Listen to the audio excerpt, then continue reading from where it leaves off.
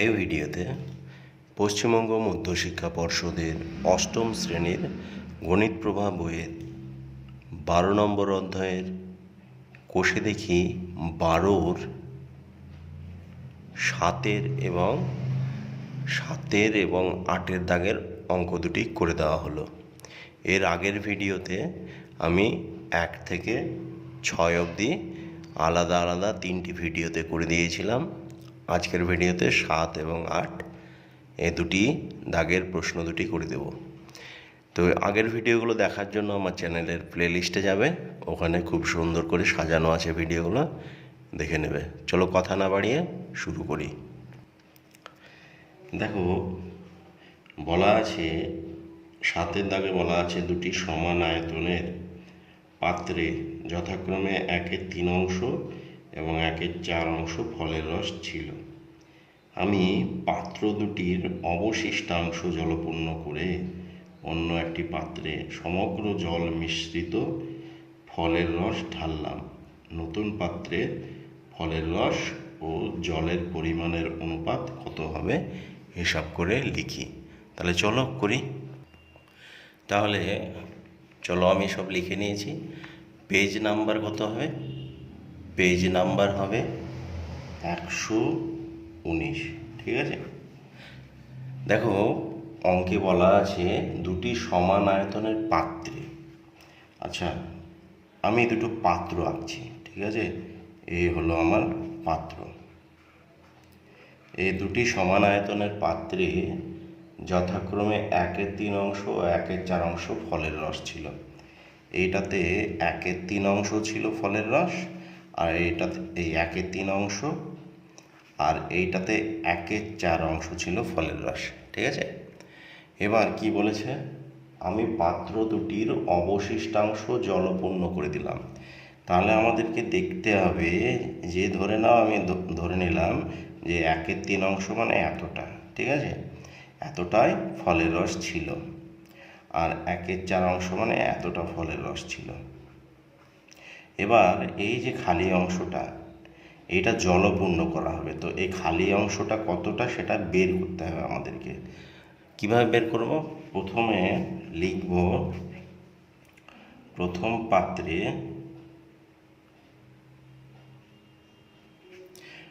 পাত্রে কি আছে? ফলের রস আর জলের যে অনুপাত। আচ্ছা, ফলের রস, প্রথম পাত্রে ফলের রস আছে, ফলের রস আছে কত অংশ? 1/3 অংশ। এবার দেখো প্রথম পাত্রে 1/3 অংশ ফলের রস আছে।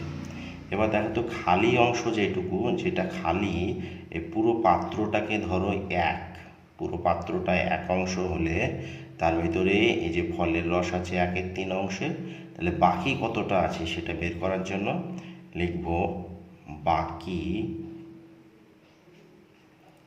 1 বিয়োগ 1/3 সমান, এর নিচে নাই মানে 1 ধরো, 3 আর 1-এর লসাগু করলে 3। ঠিক আছে, 1 দিয়ে 3কে ভাগ করলে 3 দিয়ে মিলবে, 3-এর সঙ্গে এটা গুণ, 3 মাইনাস, আচ্ছা 3 দিয়ে 3কে ভাগ করলে 1 দিয়ে মিলে যাবে, 1-এর সঙ্গে এটা গুণ, 1 সমান সমান 2/3 অংশ কি আছে বলো দেখি? জল ঢালা হলো। বলা হলো যে জল ঢালা হয়েছে। আচ্ছা, তাহলে আমরা লিখব এত অংশ জল আছে।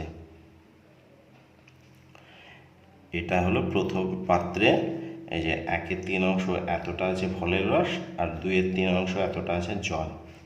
এবার দ্বিতীয় পাত্রে দেখো, দ্বিতীয়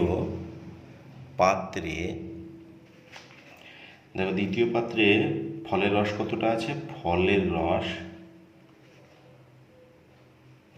আছে কত অংশ আছে? 1/4 অংশ। তাহলে বাকি, আচ্ছা দেখো তো এই এতটা আছে ফলের রস, তাহলে বাকি যেটা আছে এই ফাঁকা অংশটুকু, এই ফাঁকা অংশটুকু কতটা হবে? ফাঁকা অংশটা হবে তোমার পুরোটা হচ্ছে 1 অংশ, পুরোটাকে 1 অংশ ধরো, তাহলে 1 থেকে 1/4 অংশ, এই যে অংশটুকু বাদ যাবে 1/4 অংশ, তাহলে বাকি 1 বিয়োগ 1-এর 4 সমান সমান, আচ্ছা কত হবে এটা, 4 আর 1-এ লসাগু করলে 4, 1 দিয়ে এটাকে ভাগ করলে 4 দিয়ে মিলবে, 4-এর সঙ্গে 1-এর গুণ করলে 4-1-এ 4 বিয়োগ চিহ্ন, 4 দিয়ে 4-কে ভাগ করলে কয় দিয়ে মিলবে, 1 দিয়ে 1-এর সঙ্গে এটা গুণ সমান সমান 1-এর সঙ্গে 1-এর গুণ করলে 1 হয়, তাহলে উপরে হলো বিয়োগ করে 3 আর নিচে হলো 4, 3-এর 4 অংশ জল আছে। ঠিক আছে, এবার বলা হয়েছে বইয়ে যে পাত্র দুটির অবশিষ্টাংশ জলপূর্ণ করে অন্য একটি পাত্রে সমগ্র জল মিশ্রিত ফলের রস ঢাললাম। এই যে এই পাত্রে, প্রথম পাত্রে ধরো, এই যে প্রথম পাত্রে ফলের রস আছে 1/3 অংশ, আর বাকি 2/3 অংশে কি আছে, জল আছে। এবার দ্বিতীয় পাত্রে ফলের রস আছে কত অংশ, 1/4 অংশ, আর বাকি যে অংশটা 3/4 অংশ, এটাই জল আছে। এবার এই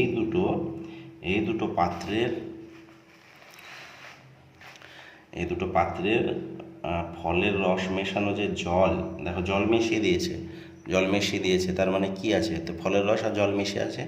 তো এই জল মেশানো ফলের রসকে নতুন একটা পাত্রে ঢেলে দেওয়া হলো, একটা বড় পাত্রে। ঠিক আছে, এরকম নতুন একটা পাত্রে ঢেলে দেওয়া হলো। তাহলে এই পাত্রে দেখো ফলের রসের সঙ্গে ফলের রস, দুটো ফলের রস, এই যে প্রথম পাত্রে ফলের রস আর দ্বিতীয় পাত্রে ফলের রস একসঙ্গে যুক্ত হয়ে এই পাত্রে কতটা ফলের রস হবে সেটা দেখব। তাহলে লিখব দুটি পাত্রের জল মিশ্রিত ফলের রস নতুন পাত্রে ঢেলে দেওয়া হলো। এবার কি বলতো, অতএব নতুন পাত্রে ফলের রস হবে কতটা আছে, প্রথম পাত্রে আছে 1/3 অংশ, আর দ্বিতীয় পাত্রে আছে 1/4 অংশ। ঠিক আছে, এবার আমরা কি করব, 1/3 অংশ আর 1/4 অংশ কি হচ্ছে, দুটো 1/3 অংশ 1/4 অংশ এই পাত্রে একসঙ্গে জমা পড়ছে, তাহলে কতটা ফলের রস হবে দেখা যাক। এটা আমি সেট করে দিলাম, এটা বোঝাচ্ছি যে ওই যে প্রথম পাত্রের 1/3 অংশ আর 1/4 অংশ, অর্থাৎ এতটা ফলের রস আছে। তো এটা লসাগু করলে কত হয়, 12, 3 দিয়ে 12-কে ভাগ করলে 4 দিয়ে মিলবে, 4-এর সঙ্গে 1-এর গুণ 4, যোগ 4 দিয়ে 12-কে ভাগ করলে 3 দিয়ে মিলবে, 3-এর সঙ্গে 1-এর গুণ 3 দিয়ে অংশ সমান সমান 7/12 অংশ, এতটা হলো ফলের রস। ঠিক আছে, এবার আর একটা আমাদেরকে বের করতে হবে, সেটা নতুন পাত্রে জল কতটা আছে। ঠিক আছে, জল আছে নতুন পাত্রে জল, দেখো প্রথম পাত্রে জল ছিল কতটা, 2/3 অংশ, আর তারপরেরটায় দ্বিতীয় পাত্রে জল আছে 3/4 অংশ। তাহলে 2/3 প্লাস 3/4 অংশ। ঠিক আছে, আচ্ছা ধরে নাও যে 2/3 আর 3/4 এই যে খালি জায়গাটা জল আছে, তাহলে এটা লসাগু করলে কত 12 হবে, 3×4 12, 4 দিয়ে মিললো, 4-এর সঙ্গে এটা গুণ 8, তারপর হচ্ছে 4 দিয়ে এটাকে ভাগ করলে 3 দিয়ে মিলবে, 3-এর সঙ্গে 3-এর গুণ, 3×3 = 9 অংশ। তাহলে এবার এটা যোগ করলে দাঁড়াবে 17/12 অংশ। এবার দেখো নতুন পাত্রে বলেছে প্রশ্নতে, বইটা তোমাদের কাছে রাখো তাহলে তোমরা ভালোভাবে বুঝতে পারবে। ঠিক আছে, বলা হচ্ছে নতুন পাত্রে ফলের রস ও জলের পরিমাণের অনুপাত। তাহলে আমরা লিখব নতুন পাত্রে ফলের রস ও জলের পরিমাণের অনুপাত হবে। তাহলে প্রথমে লিখব ফলের রস অনুপাত চিহ্ন দেব, দিয়ে জল। দেখো নতুন পাত্রে ফলের রস 12 বেরিয়েছে, কতর 12? 7-এর 12। আর জল কত বেরিয়েছে? 17-এর 12। এই যে অনুপাত চিহ্নের এইদিকে দেখো হরে 12 আছে, এইদিকেও হরে 12 আছে। যদি এরকম সমান দেখো, নিচের অংশটা সমান থাকে তা কেটে দাও, তাহলে হলো কত? 7:17। এটা হলো অ্যান্সার। আশা করি বুঝেছ। ঠিক আছে, সরি ক্যামেরায় ধরা পড়েনি। দেখো ফলের রস হচ্ছে 7-এর 12 আর জল হচ্ছে 17-এর 12। এই যে নিচে হরে 12 আছে, তো এটার হরে 12 আছে, এটার হরে 12 আছে। এই 12 কেটে দাও, যদি সমান থাকে তবেই কাটবে, তাছাড়া কাটবে না। কিন্তু এর কাটার একটা নিয়ম আছে, আমি শেখাবো। ওই যে যখন দেখবো যে নিচে সমান নাই, তখন আমি নিয়মটা শিখিয়ে দেবো। এখন দেখলাম সমান আছে, তাই সমান আছে বলে কেটে দিলাম। এটা সমান, এটা কেটে দিলাম। ঠিক আছে, তাহলে পড়ে রইল কি? 7:17। আশা করি বুঝেছ। 8 নম্বরের প্রশ্নে বলা হচ্ছে, রেশমি খাতুন 3টি সমান মাপের গ্লাস শরবত পূর্ণ করেছে। অর্থাৎ ধরে নাও 3টি গ্লাস আছে, এই 3টি গ্লাসের শরবতে জল আর সিরাপের পরিমাণের অনুপাত হচ্ছে 3:1, 5:3, 9:7। ধরে নাও তোমার কাছে 3টে গ্লাস আছে। ঠিক আছে, প্রথম গ্লাসে জল আর সিরাপ আছে 3:1 অনুপাতে, দ্বিতীয় গ্লাসে আছে 5:3 অনুপাতে, আর পরেরটায় আছে 9:7 অনুপাতে। আমি এই 3টি গ্লাসের শরবত একটি বড় পাত্রে ঢেলে দিলাম। হিসাব করে দেখি এই নতুন পাত্রে জল ও সিরাপের পরিমাণের অনুপাত কি হলো। অর্থাৎ এই অঙ্কটা আগের অঙ্কের মতো। এর আগের অঙ্কটাই ছিল ফলের রস আর জল দিয়ে নতুন পাত্রে ঢেলে দেওয়া হয়েছিল। এখানেও 3টি গ্লাসের আলাদা আলাদা যে শরবত ছিল, সেই শরবতটাকেও একটা নতুন পাত্রে ঢেলে দেওয়া হলো। চলো কীভাবে করি দেখিয়ে দিচ্ছি। ধরে নাও 3টি গ্লাস আছে, এরকম আমি ছবি এঁকে বোঝাচ্ছি যাতে তোমাদের বুঝতে সুবিধা হয়। এরকম 3টি গ্লাস আছে। ঠিক আছে, গ্লাসগুলো হচ্ছে না, তো তোমাদের বোঝার সুবিধার জন্য আমি আঁকছি। এরকম 3টি গ্লাস আছে। প্রথম পাত্রে এটা তোর শরবত আছে, এটা তোর শরবত আছে, আর এটা তোর শরবত আছে। এবার এই শরবতে কি মেশানো আছে? জল আর সিরাপ। এখানেও তাই আছে, জল আর সিরাপ আছে। এখানেও তাই আছে, জল আর সিরাপ। এবার প্রথম পাত্রে জল আর সিরাপ কত অনুপাতে আছে? 3:1। দ্বিতীয় পাত্রে আছে 5:3। তৃতীয় পাত্রে আছে 9:7। আমরা কি করব? এই প্রথম পাত্রে জলের আনুপাতিক ভাগাহার আর সিরাপের আনুপাতিক ভাগাহার বের করে রাখবো। ঠিক আছে, দেখো তোমাদের এবার দেখা যাচ্ছে ভালো। ঠিক আছে, আমরা লিখব প্রথম পাত্রে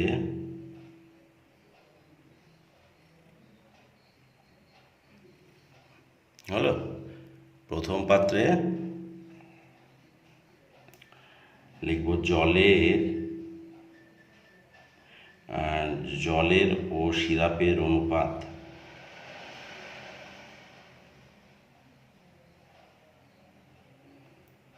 অনুপাত হচ্ছে 3:1। তাহলে লিখব অতএব জলের আনুপাতিক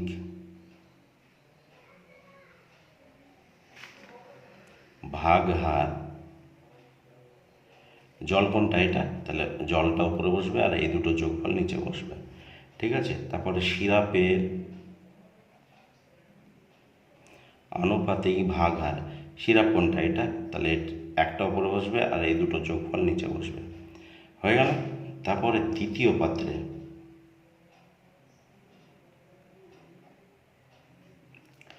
জল ও সিরাপের অনুপাত কত আছে দেখি। দ্বিতীয় পাত্রে জল ও সিরাপের অনুপাত আছে 5:3 এই হারে। তাহলে দ্বিতীয় পাত্রে জলের আনুপাতিক ভাগহার কত আছে? জলের আনুপাতিক ভাগহার 5/8। এই যে এটা জল আর এ দুটো যোগফল নিচে বসলো। আর সিরাপের আনুপাতিক ভাগহার, সিরাপ কোনটা এটা? তাহলে 3/8 হলো। এটা হচ্ছে দ্বিতীয় গ্লাসের হলো। এবার আমাদেরকে কি বের করতে হবে? তৃতীয় গ্লাস। তৃতীয় গ্লাসে কি আছে?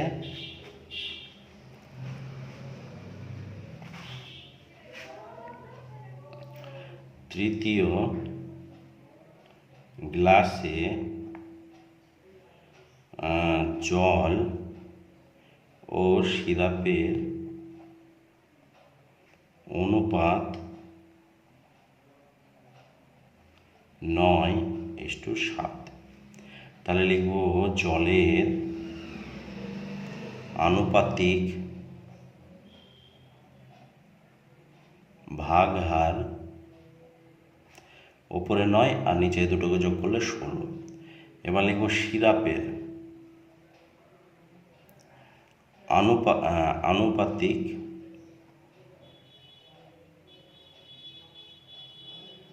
ভাগহার।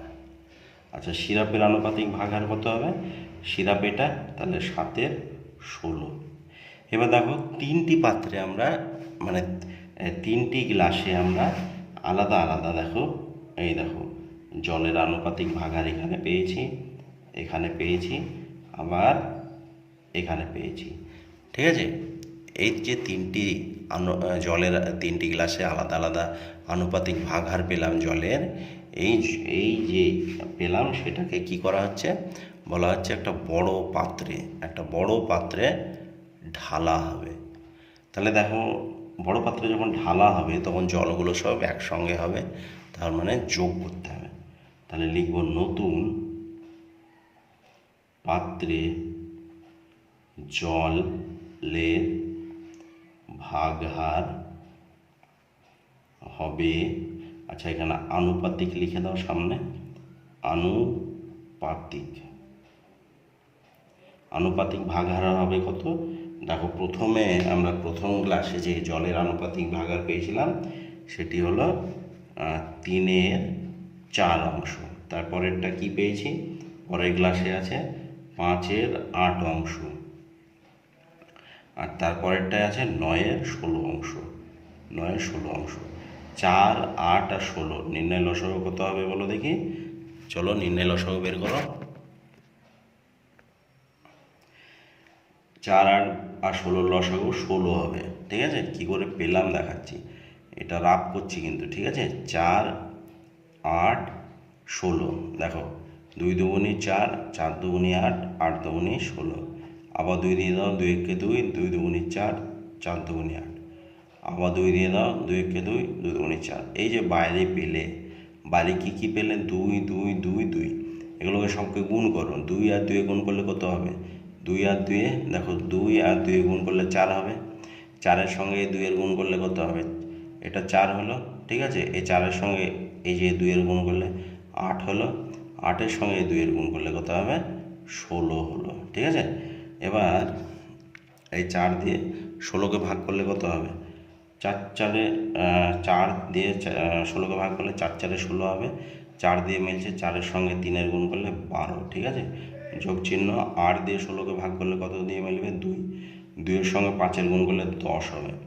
যোগ চিহ্ন। 16 আর 16 ভাগ করলে 1 দিয়ে মিলে যাবে, 1-এর সঙ্গে 9-এর গুণ করলে 9 হবে।